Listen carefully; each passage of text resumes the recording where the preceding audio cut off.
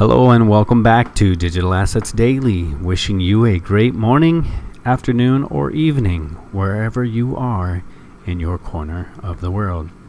Okay, let's get right into the very first article. Ripple files final attempt to dismiss Securities lawsuit. Ripple claims that the statute of repose on the plaintiff's alleged purchases has passed. XRP has claimed that even if it were a security, the investors that are in the process of suing Ripple for an alleged unregistered security sale brought their case too late, according to a new filing from the company. The filing is reportedly the company's last effort to get the court to drop an amended class action lawsuit that was filed in August, before the scheduled hearing on January 15, 2020. The filing says that specifically, the plaintiff's federal securities claims are barred by Section 13's statute of repose, which strictly forbids claims brought more than 3 years after the security was bona fide offered to the public. The filing marks the latest move in the ongoing court battle, which began when Bradley Sostak, who has been appointed as the lead plaintiff in the ongoing case, filed his amended return in August. Ripple's latest filing is largely a reiteration of arguments that the company had previously to dismiss the case. Besides the alleged passing of the statute of repose on the case, Ripple also makes the argument that the plaintiff has not been able to show that he purchased XRP from any of the defendants: Ripple Labs Inc., XRP2 LLC, and Bradley Garlinghouse, or from an initial coin offering, also known as ICO.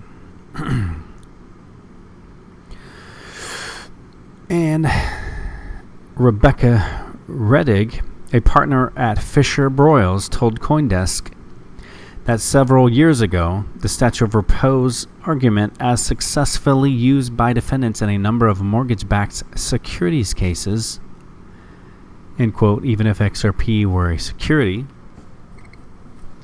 Additionally, the filing argues that claims that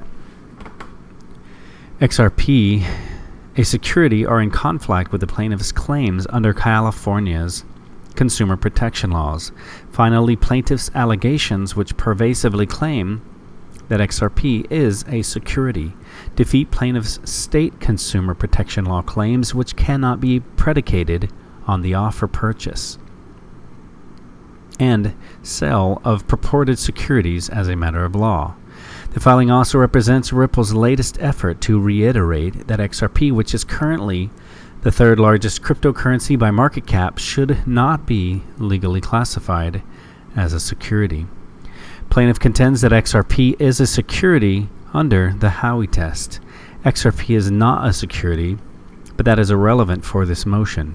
Even if XRP were, plaintiff's claims still fail as a matter of law, the filing said, with extra emphasis on the word, end quote, were.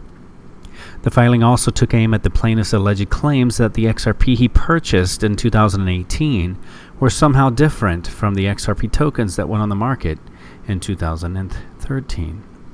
In a last gasp argument, plaintiff seeks to avoid the statute of repose by claiming that the XRP he purchased in 2018 was a different alleged security from the first offered in 2013, the filing reads. Plaintiff argues that defendant's actions taken years after he alleges all fungible XRP was created in 2013 somehow produced new XRP, identical in every way to the old XRP, which defendants then supposedly offered to the public anew in subsequent indiscriminate offerings.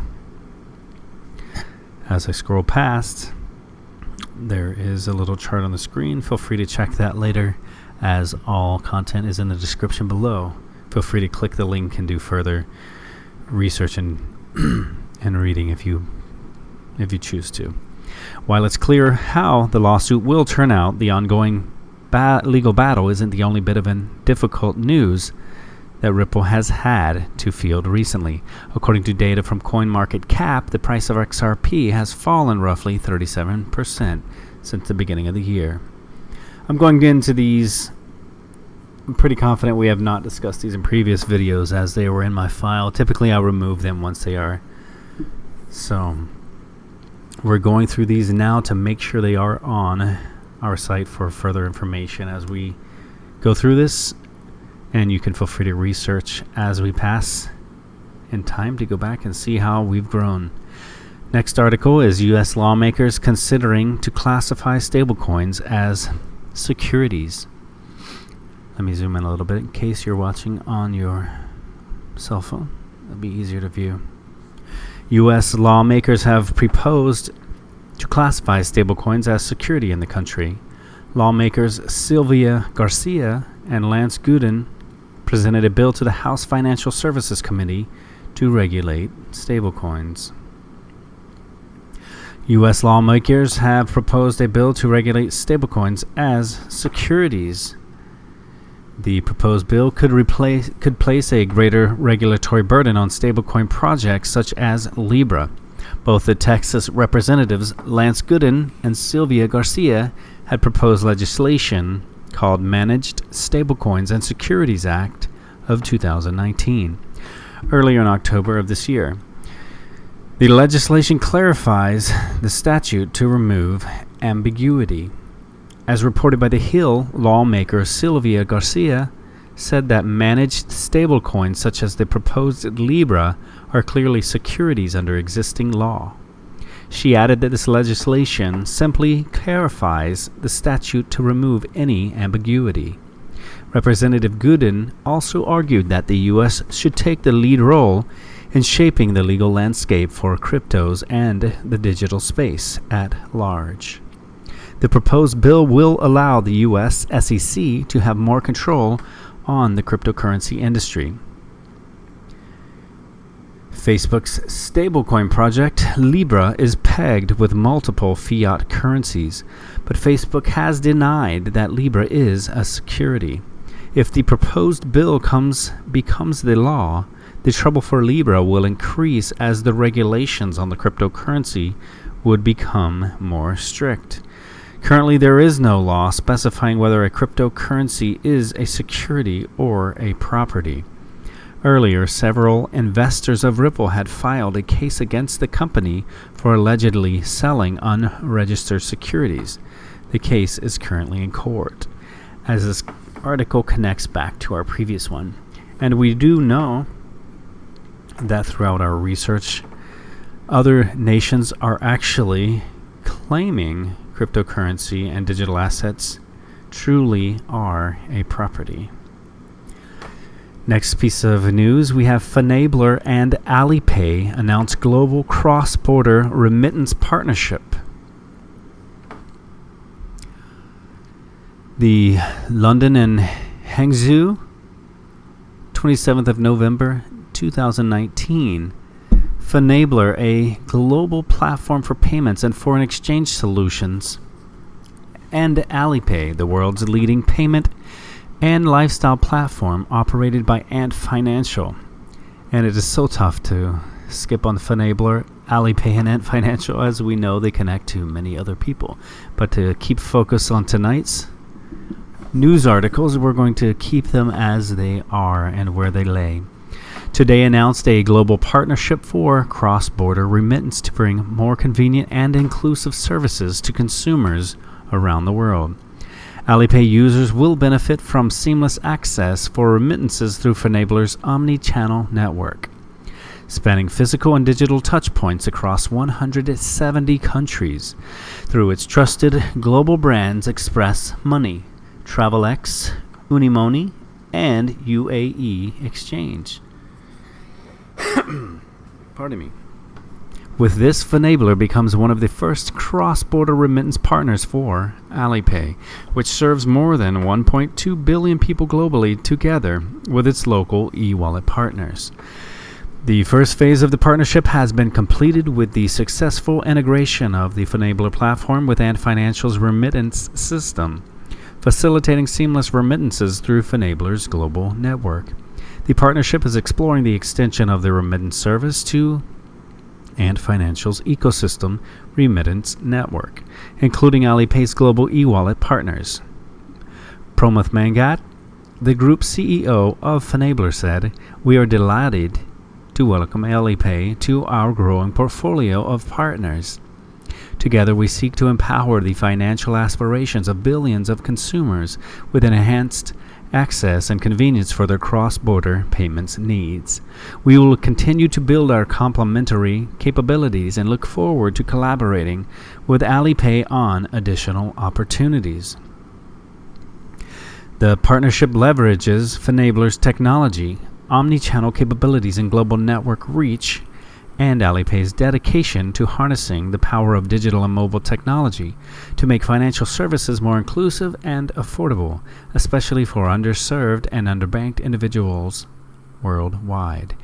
We are excited to partner with Finablr for global remittances as we continue to explore new ways to apply our technology in order to benefit more people around the world, said Clara Shi, Alipay's head of the global remittances business.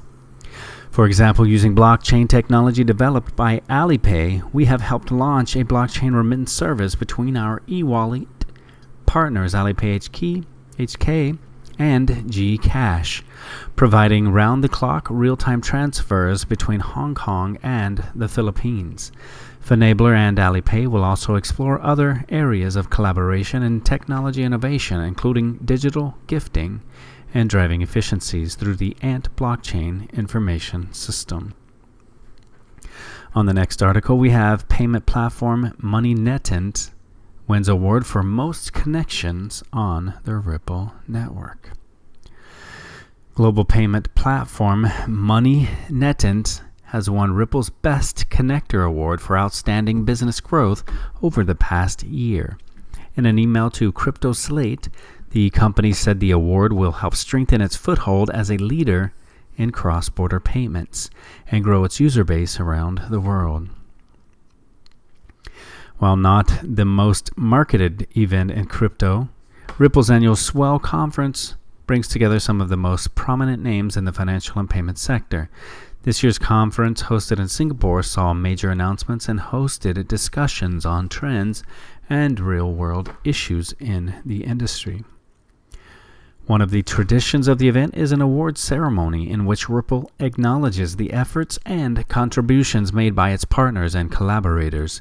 The company that stood out at this year's Swell is MoneyNet, which won Ripple's Best Connector Award. Ripple awarded the global payments platform for its excellence in user acquisition and increased transaction volume through the past year.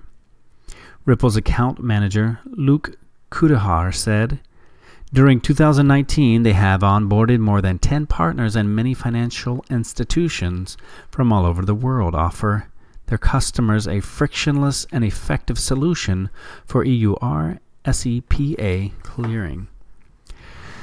In a press release shared with Crypto Slate, the company said the award strengthens its foothold as a leader in helping international businesses successfully create fiscal transaction in today's borderless economy. MoneyNet, MoneyNet said Ripple's state-of-the-art blockchain payments technology was the main reason they decided to join the network and use it to facilitate international cross-border transactions. While still a young company, UK-based MoneyNet has set itself at the forefront of revolutionizing cross-border payments. According to the company, traditional international transactions restricted businesses from operating globally and forced them to limit their customers only to those within their country's borders. This is why they set out to create a platform that would manage the payments and currency needs of businesses around the globe. Yishe Trif, the CEO of MoneyNet, said, "By breaking down geographic barriers, companies can confidently work with and purchase from whomever they choose in any locality." He explained that adding Ripple's blockchain solution to their platform allowed the company to deliver a superior product.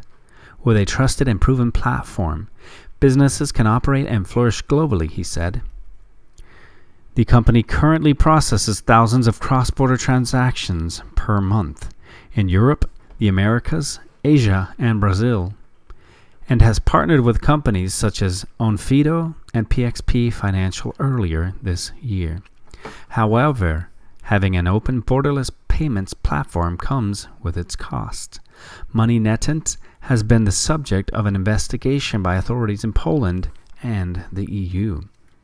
According to Finablr report, both the MoneyNet and investors have been warned about violations of securities and capital market laws. While no decisive legal action has been taken against the MoneyNet, its connections to several high-profile shady companies in the past few years have cast a shadow on the growing company. Next piece of news, we have Solo token is best move to help mass adoption of XRP and cryptocurrency, Bob Ross says. At the time of this, on December 2nd, XRPL total daily transaction peak reaches 4.2 million new high. It is much higher than that, but we're going to go into this article because there's a lot of hype right now with Sologenic, and stating with the confidence of Bob Ross that they have one of the best chances to help the adoption of XRP. The CEO of CoinField, who recently launched Sologenic, Bob Ross, continues to emphasize the role his project will play in the fintech industry. In a great response to some teeming followers of the project, Bob revealed the great benefits that Sologenic will be introducing to the cryptocurrency industry. Bob said Sologenic was designed to bridge the wide gap between the crypto industry and the traditional finance market, adding that there is no better move geared towards enhancing the usage of XRP and cryptocurrency at large. The CEO furthered that the Solo token would greatly augment the adoption of cryptocurrencies globally, more than any other coin. It is clear that XRP will benefit from the project because Sologenic is an XRPL-based project. Ross has said this on several occasions. Bob Ross said when Sologenic links the crypto and the traditional financial markets, it will be a win-win scenario for everyone, and Sologenic would help upsurge the daily trading volume for both markets. He emphasized that Sologenic offers users the ability to trade about 30,000 tokenized stocks and ETFs against XRP or Solo. In another development, CEO Bob Ross extolled the speed of Sologenic, saying the project is fast. Giving XRP much credence, Bob said 200 Solo transactions were completely executed in less than 15 seconds. Sologenic transaction handler is fast. 200 Solo transactions are confirmed in less than 15 seconds on XRP network. Gotta love XRP. Previously, in a conversation with NewsLogical, Bob Ross explained that Solo Card, which will be unveiled in the first quarter of 2020, is targeted at replacing traditional credit and debit cards. Ross said the card will allow users spend their tokenized assets around the world without any transaction fee. And I know that has been a great thing with a lot of these new cryptocurrency and digital asset credit cards and debit cards. The biggest downfall of them has been, previously before this, has been the fees. The total number of daily transactions performed on the XRP ledger recently reached its peak. On November 28, XRP ledger presented 4.5 million transactions, the highest in the last 45 days. This was revealed in data made available on RippleITIN.NZ. The number of transactions remains high till yesterday, November 30th, presenting a total of 4.5 million transactions executed at the time of this article. I don't think we had discussed this, but Sologenic is going to make a big difference. Not individually, in my opinion, but I do believe as part of the total of where XRP is in its current growth. I think if you're new to the channel, basically what we do is provide all of the information of why, or I should say more of what is going to be a part of helping the growth with XRP, and what is part of the reason of why it will be huge. So some of this I try to sum up at best at the end, but a lot of this is just sort of there for you to put together and understand that it is a part of what is basically a piece of the puzzle that is going to put this together to paint the entire picture. We hope that you're having a great night, and we will let you know one more thing, that we are not financial advice. This is for entertainment purposes only, and we will catch you in the next one.